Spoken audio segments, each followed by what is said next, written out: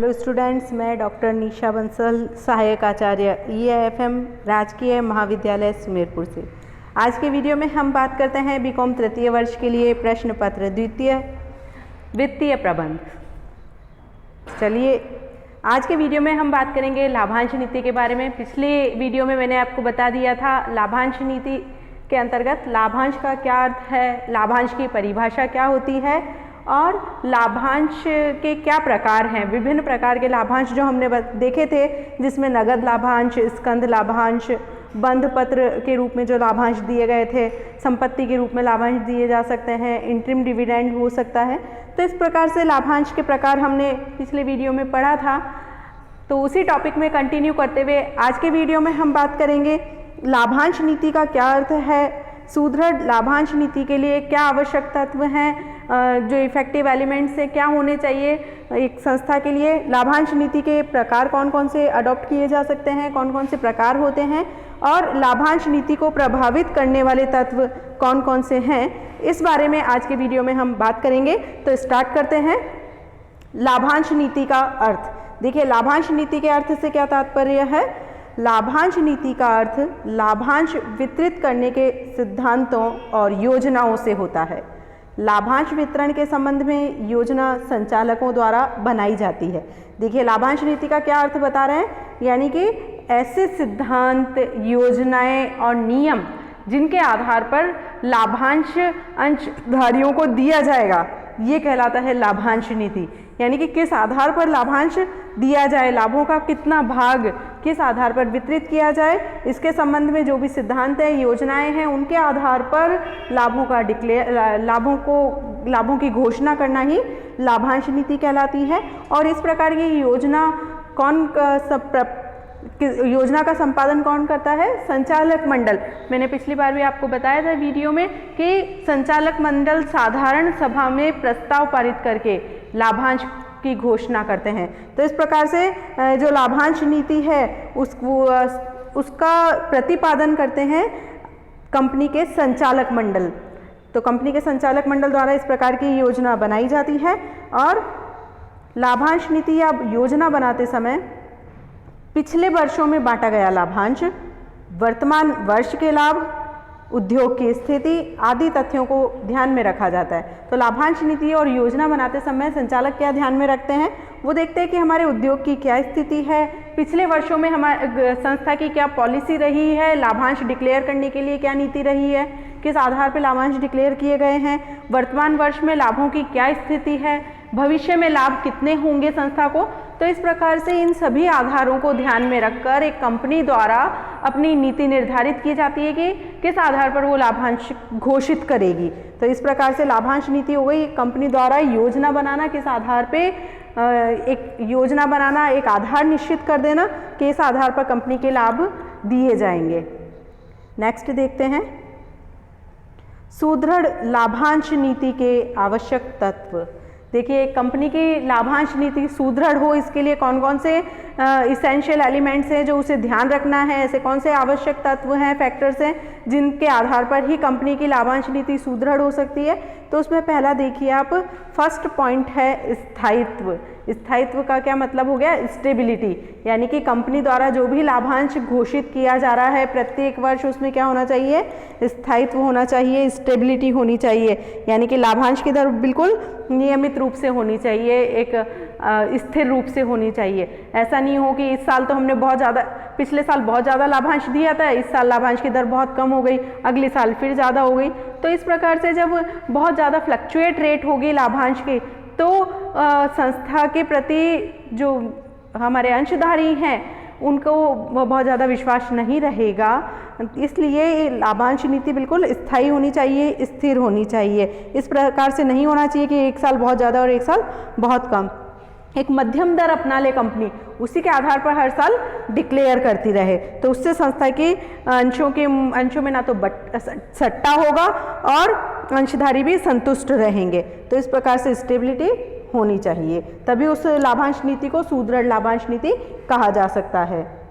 Next देखिए, लाभांश की दरों में क्रमशः वृद्धि होती रहनी चाहिए। देखिए, प्रत्येक अंशधारी इसलिए निवेश करता है अंशों में ताकि उसे लाभांश के रूप में आय प्राप्त होती रहे, और वो प्रत्येक अंशधारी चाहता है हर साल उसे कुछ बढ़ी हुई दर से लाभांश मिले, उसकी आय में कुछ वृद्धि हो जाए। तो चूंकि जैसे ही कंपनी की आय में वृद्धि होती है, अंशधारी की अपेक्षाएं बढ़ जाती है और वो भी चाहता है कि उसे अधिक दर से लाभांश मिले। तो इस प्रकार से लाभांश की दर ऐसी होनी चाहिए जिसमें धीरे धीरे वृद्धि होती रहे। एकदम से बहुत ज़्यादा वृद्धि कर दी जाएगी तो ऐसे समय में जब कंपनी को पर्याप्त लाभ नहीं हुए हैं, उस समय में कम लाभांश डिक्लेयर करेगी, उस समय संस्था के लिए कुछ अच्छी स्थिति नहीं रहेगी। इससे बेटर है कि लाभांश की दर में लगातार कुछ धीरे धीरे वृद्धि की जाए। तो लाभांश की दरों में क्रमशः वृद्धि होती जानी चाहिए। नेक्स्ट है लाभांश का नगद में वितरण। देखिए, मैंने आपको लाभांश के वितरण के लिए बता दिया था कि किस प्रकार से लाभांश का वितरण अलग अलग प्रकार से किया जा सकता है। तो जनरली सबसे अच्छा तो क्या रहता है, नगद में घोषित कर दे लाभांश। अंशधारी भी यही चाहते हैं कि उन्हें नगद में लाभांश मिले। लेकिन अगर एक संस्था के संचित कोष बहुत ज़्यादा अधिक मात्रा में इकट्ठे हो गए हैं तो ऐसी सिचुएशन में कंपनी स्कंद लाभांश भी घोषित कर सकती है। स्कंद लाभांश बताया था मैंने आपको, बोनस अंश। तो उस आधार पर भी जब संचित पूंजी अधिक हो गई है तो बोनस अंशों के रूप में भी लाभांश की घोषणा की जा सकती है। लेकिन ये ध्यान रखना चाहिए, यदि कंपनी बोनस अंशों के रूप में लाभांश घोषित कर रही है तो बहुत अधिक मात्रा में इस प्रकार के अंशों का निर्गमन नहीं किया जाना चाहिए। बहुत अधिक मात्रा में यदि इस प्रकार के अंशों का निर्गमन किया गया तो क्या इफेक्ट होगा कंपनी पर, अति पूंजीकरण की स्थिति उत्पन्न हो जाएगी, ओवर कैपिटलाइजेशन। तो ये संस्था के लिए बहुत ही हानिकारक स्थिति होती है। इसीलिए लाभांश का जनरली जहाँ तक संभव है नगद में ही भुगतान कर दिया जाए। नेक्स्ट है प्रारंभ में कम लाभांश। देखिए, कंपनी जब स्थापित होती है उसे अपनी दरों को कम रखना, लाभांश की दरों को कम रखना चाहिए। धीरे धीरे लाभांश की दर में वृद्धि की जानी चाहिए। यदि कंपनी प्रारंभ में ही बहुत अधिक लाभांश की दर रख लेती है तो, और यदि भविष्य में उसे बहुत ज़्यादा लाभांश नहीं हो रहे हैं, उसकी लाभांश की दर गिर गई है, उस सिचुएशन में अंशधारियों का विश्वास कम हो जाएगा, संस्था के अंशों के बाजार मूल्य में कमी आ जाएगी, अंशों के लिए पूंजी कोष प्राप्त करना कठिन हो जाएगा।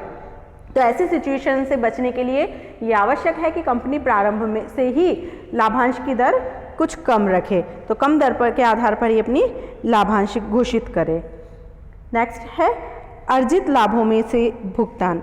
सामान्य रूप से जो भी लाभांश का भुगतान किया जाता है कंपनी द्वारा अर्जित लाभों में से किया जाता है, और इसके लिए आवश्यक है कि कंपनी पहले, यदि पिछले वर्ष में कंपनी को किसी भी प्रकार की कोई हानि हुई है तो पहले उसका समायोजन कर ले। तो हानियों का समायोजन करने के उपरांत यदि कंपनी के पास लाभ बचते हैं तो उनको लाभांश के रूप में घोषित कर दे, लाभांश के रूप में वितरित कर दिया जाए।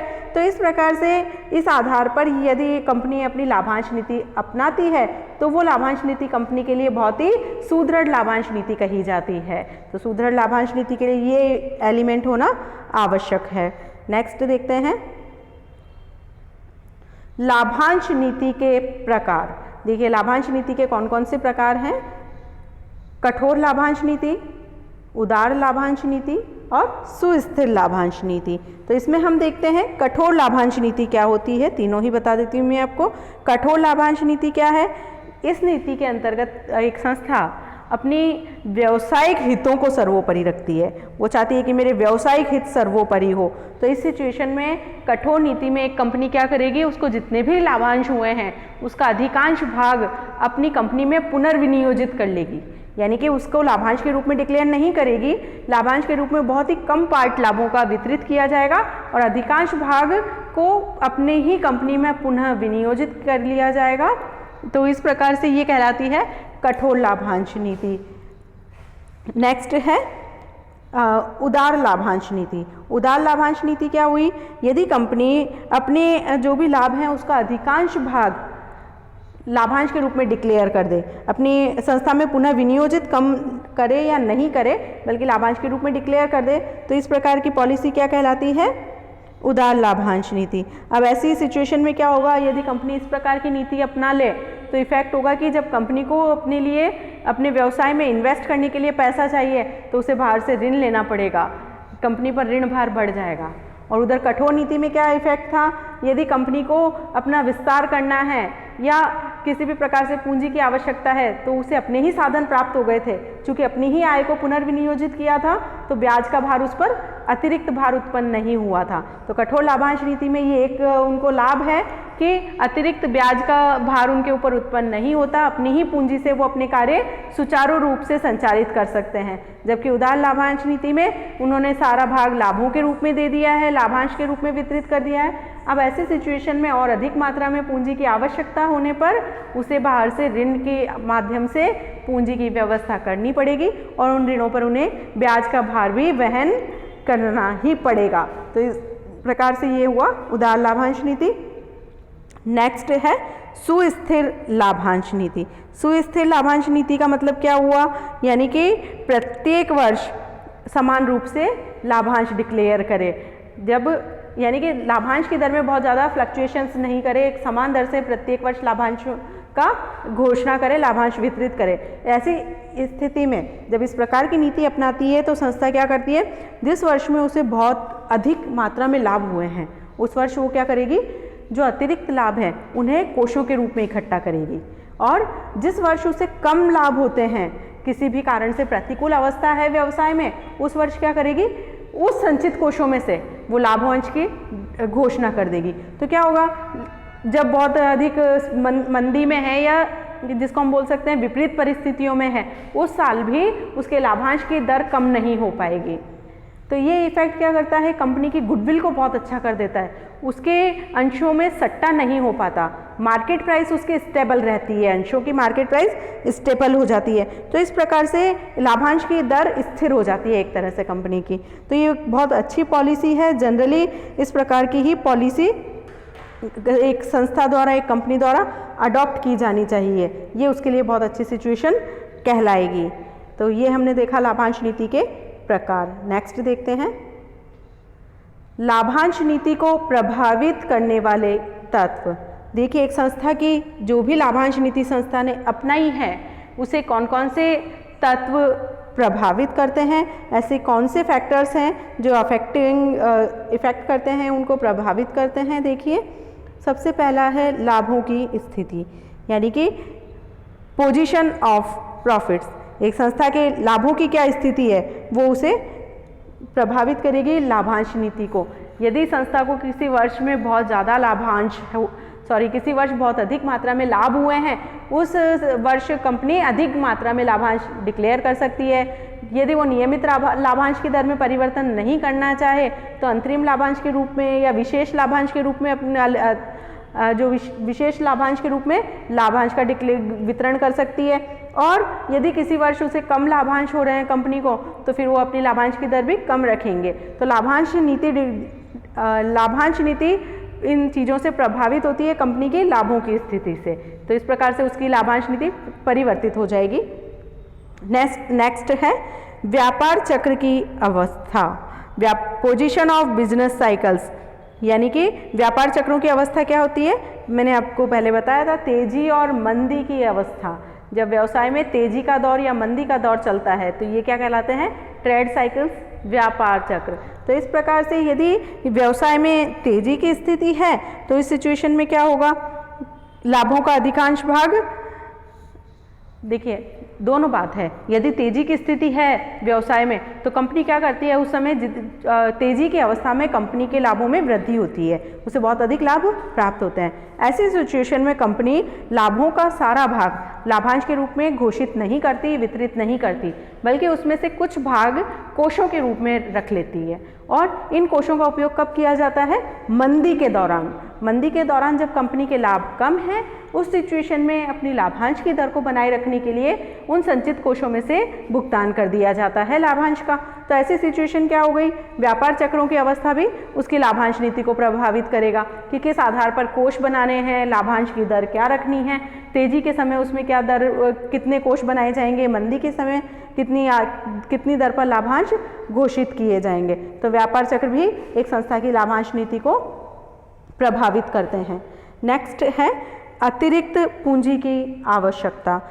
अतिरिक्त पूंजी की आवश्यकता, नीड फॉर एडिशनल कैपिटल, यानी कि यदि एक संस्था चाहती है कि भविष्य में उसका विस्तार हो, वो अपना विस्तार करना चाहती है, विकास करना चाहती है, या किसी प्रकार की नई मशीनरी या नया प्रोजेक्ट अपनाना चाहती है, उस सिचुएशन में क्या होगा, उसको ज़्यादा पैसे की आवश्यकता होगी। अब इन पैसों की व्यवस्था दो प्रकार से की जा सकती है, या तो मार्केट से ऋण ले लें, अथवा जो लाभांश कंपनी को प्रत्येक वर्ष लाभ हो रहे हैं उनसे एक कोष निर्मित कर लें उन्हीं, या उनको हम बोल सकते हैं कि अपनी ही कंपनी में पुनः विनियोजित कर दे।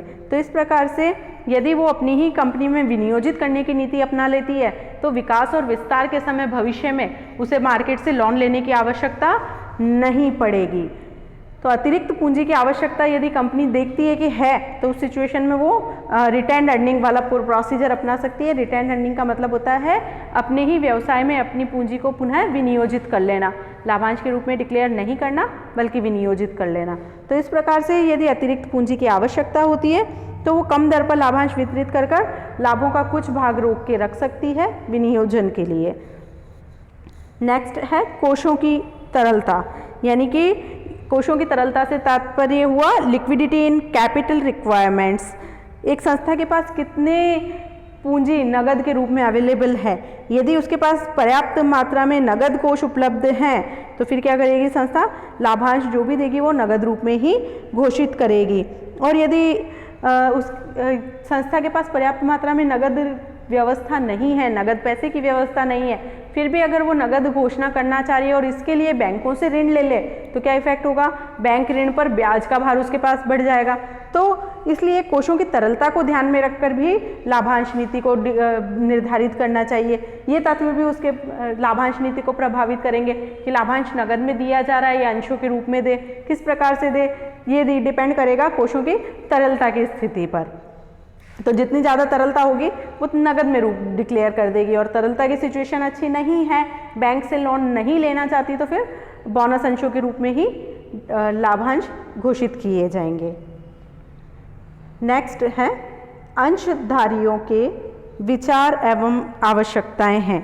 विचार एवं आवश्यकताएं, thoughts and needs of share holders, यानी कि जो कंपनी के अंशधारी हैं वो क्या विचार रखते हैं, वो क्या आशाएं रखते हैं कंपनी से। जनरली अंशधारी चाहते हैं कि कंपनी की आय में वृद्धि होने पर उनके लिए लाभांश की दर में भी वृद्धि हो। तो इस प्रकार से कंपनी जब भी अपनी लाभांश नीति डिक्लेयर करती है, लाभांशों की घोषणा करना चाहती है, तो अंशधारियों की जो अपेक्षाएं हैं, आशाएं हैं, या उनके विचार हैं या आवश्यकताएं हैं, उनको ध्यान में रखा जाता है। या जनरली मार्केट में उसी प्रकार की कंपनियां किस प्रकार की पॉलिसी को अडॉप्ट करती है तो उसको भी यहाँ पर ध्यान में रखा जाता है कि उसकी कॉम्पिटिटिव जो अन्य कंपनियां हैं वो किस प्रकार की लाभांश नीति को अपना रही है, उसी के आधार पर एक कंपनी की लाभांश नीति निर्धारित की जाती है। तो इस प्रकार से ये चीज़ें भी कुछ लाभांश नीति को प्रभावित करती है, अंशधारियों की अपेक्षाएं उसको प्रभावित करेंगी। नेक्स्ट पॉइंट है पुरानी लाभांश नीतियाँ, past dividend policy. Past dividend policy का मतलब क्या हुआ, जब भी लाभांश नीति का निर्धारण करना हो उस समय संचालक मंडल को पिछले वर्षों की नीतियों को, पिछले वर्षों की जो लाभांश नीति रही है उसका अध्ययन कर लेना चाहिए, उसका विश्लेषण कर लेना चाहिए। यानी कि पिछले वर्षों में, गत वर्षों में कंपनी की लाभांश घोषित करने की क्या नीति रही है। यदि पिछले वर्षों में जिस दर से लाभांश हमने डिक्लेयर किया है उन दरों को एकदम से बढ़ा दिया तो वो भी संस्था के लिए अच्छा नहीं है, क्योंकि प्रतिकूल अवस्थाओं में संस्था को उस दर को बनाए रखने में बहुत ज़्यादा प्रॉब्लम को फेस करना पड़ेगा, कठिनाई का सामना करना पड़ेगा। तो ऐसी सिचुएशन में गत वर्ष में जो भी पॉलिसी रही है उनको उनका अध्ययन कर लेना चाहिए। इसीलिए जहाँ तक हो प्रबंधक उनका अध्ययन करके अपनी लाभांश नीति को यथासंभव स्थिर बनाए रखने का प्रयत्न करें, तो ये संस्था के लिए बहुत ही अच्छी सिचुएशन रहेगी। नेक्स्ट है कराधान नीति। कराधान नीति, टैक्सेशन पॉलिसी, सरकार की कराधान नीति क्या है। देखिए कभी कभी सरकार क्या करती है कि पूंजी निर्माण को यदि बढ़ाना चाहे तो ऐसे सिचुएशन में वो आय संचित करने वाली संस्थाओं पर आयकर की दर को क्या कर देती है, घटा देती है, आयकर में छूट दे देती है। यानी कि अगर संस्था लाभांश के रूप में डिक्लेयर नहीं करे बल्कि अपने लाभों को रोक ले अपने पास तो उसे टैक्स में रिबेट मिल जाएगी। तो इस प्रकार से कराधान नीति क्या कहती है, उसके आधार पर भी संस्था अपनी लाभांश नीति का निर्धारण करती है। यानी कि अगर संस्था इस प्रकार की बचत की सुविधा प्राप्त करना चाहती है, टैक्स में रिबेट पाना चाहती है, तो फिर वो क्या करेगी, लाभों का अधिक भाग संचित करने की नीति अपनाएगी। तो इस प्रकार से कराधान नीति भी लाभांश नीति को प्रभावित करती है। नेक्स्ट पॉइंट है ऋणों का भुगतान। ऋणों के भुगतान से क्या तात्पर्य हुआ, पेमेंट ऑफ बोरोविंग्स, अर्थात यदि एक संस्था अपने पुराने ऋणों का भुगतान करना चाहती है तो उस समय उसकी लाभांश नीति किस प्रकार से प्रभावित होगी।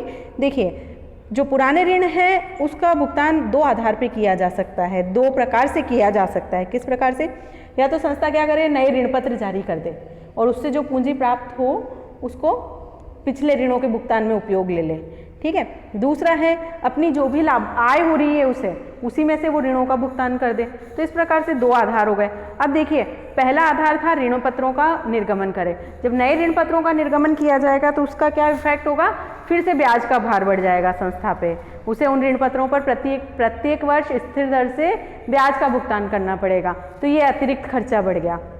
दूसरा क्या है, अपनी आय में से ही भुगतान कर दे। तो यदि अपनी आय में से भुगतान करेगी तो ऐसे सिचुएशन में वो लाभांश बहुत कम दर से घोषित करेगी। तो इस प्रकार से एक संस्था पुराने ऋणों का भुगतान यदि करना चाहती है तो उस समय अपनी आय में से करे या नए ऋण पत्र निर्गमित करे, इसके आधार पर भी अपनी पॉलिसी को अडॉप्ट करेगी, लाभांश नीति को बनाएगी। तो इस प्रकार से ये हुआ ऋणों का भुगतान करना। ऐसी सिचुएशन में जब वो अपनी ही आय में से ऋणों का भुगतान करना चाहती है तो उसे कठोर लाभांश नीति का अपनाना पड़ेगा। नेक्स्ट है आय में स्थायित्व, स्टेबिलिटी इन इनकम। यानी कि यदि एक संस्था ऐसी है जिसको निश्चित रूप से, नियमित रूप से, जिसको हम बोल सकते हैं रेगुलर आय प्राप्त होती है, यानी कि उसकी आय में बहुत ज़्यादा उच्चावचन नहीं होते हैं, तो वो क्या करेगी, नियमित रूप से एक निश्चित दर से लाभांश का भुगतान करेगी। जबकि ऐसी संस्थाएं जिनके बहुत ज़्यादा फ्लक्चुएशंस हैं इनकम में, उनकी लाभांश की दर लगातार कम या ज़्यादा होती रहेगी, परिवर्तित होती रहेगी। तो ये डिपेंड करता है आय पर। लेकिन ऐसी संस्थाएं जिनकी आय में बहुत ज़्यादा उच्चावचन है, यदि उनके संचालक मंडल चाहे तो ऐसी सिचुएशन में वो अधिक लाभों वाले वर्षों में कुछ लाभांश के रूप में घोषित नहीं कर संचित कोषों के रूप में रख सकते हैं। तो ऐसी सिचुएशन में कम लाभ वाले वर्षों में उन कोषों का उपयोग कर सकते हैं लाभांश के रूप में। तो उनकी आय स्थायी नहीं होने पर भी लाभांश की दर स्थायी रखी जा सकती है। तो इस प्रकार से एक संस्था आय के स्थायी नहीं होने पर भी अपनी लाभांश दर को स्थायी रखने की पॉलिसी अडॉप्ट कर सकती है, अपना सकती है। तो इस प्रकार से ये सारे तत्व एक संस्था की लाभांश नीति को प्रभावित करते हैं। तो इस प्रकार से आज हमने देखा लाभांश नीति को कौन कौन से फैक्टर्स प्रभावित करते हैं। इसी के साथ ये आज का टॉपिक यहीं समाप्त होता है। स्टे होम, स्टे सेफ, अपना ध्यान रखें, अपने परिवार का ध्यान रखें, समाज का ध्यान रखें, घर पर रहें और पढ़ाई करते रहें निरंतर रूप से लगातार। Thank you very much.